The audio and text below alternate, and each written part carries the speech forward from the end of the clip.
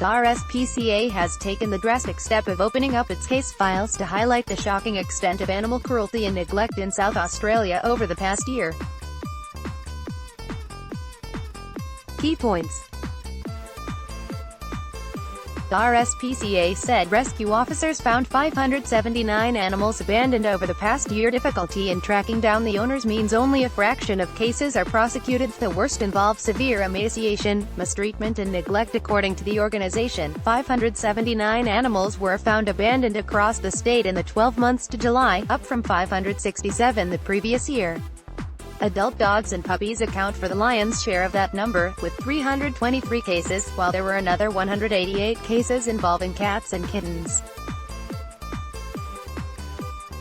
But the RSPCA said it had also discovered rabbits, reptiles, birds, guinea pigs, tortoises, ferrets, ducks, geese, chickens, cows, sheep and fish which had been mistreated or left in squalid conditions by owners, many of whom have avoided prosecution. It has released images of the state's worst cruelty and neglect cases but is also hoping to secure new homes for some of the traumatized pets. Of the most appalling cases of abandonment, the organization said 2 dogs, one of which had its front legs cable-tied, were found at a Flinders Park home. The home's owner had moved interstate and his daughter had been evicted, leaving the dogs to fend for themselves.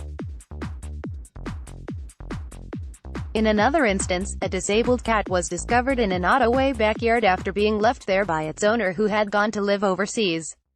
However, inspectors said they were often confronted by even more gruesome sights, with some of the animals deceased. We think it's really important for the people of South Australia to understand what's actually happening out there, and the level of neglect and cruelty that's occurring, RSPCA Chief Inspector Andrea Lewis said. Some of the injuries that we're seeing, tumors and things like that, which have been left for months and months on end, have grown to the size of rock melons. Unfortunately, for some animals, it is too late. In June last year, a Staffordshire Terrier called Boss was found dead and dumped in an aviary in a backyard at Burton.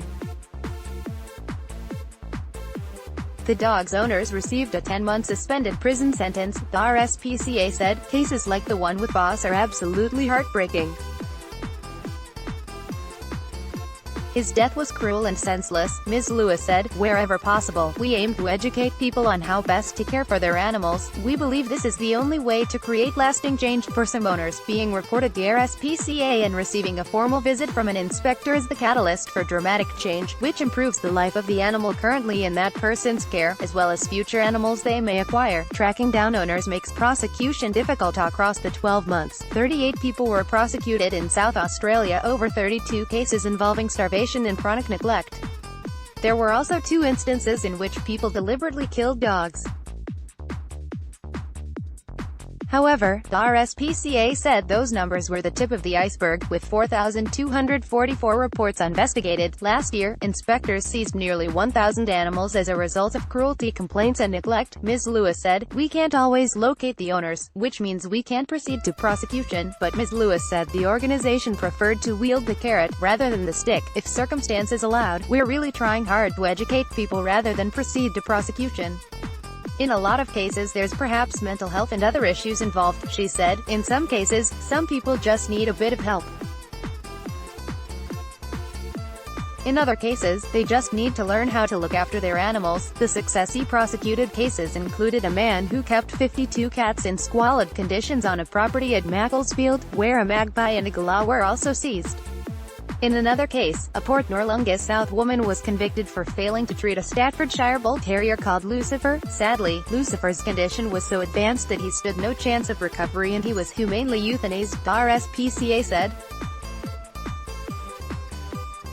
A Seaford woman also pleaded guilty over the extreme neglect of a young rabbit, which had fur so matted its hind legs were bound together. Ms. Lewis said there was a stigma around surrendering animals to animal welfare authorities, and that needed to change. Abandoning an animal is never okay. More humane options exist for people who find themselves unable to care for an animal, she said. It's far better for animals to come into the care of a reputable animal welfare organization like RSPCA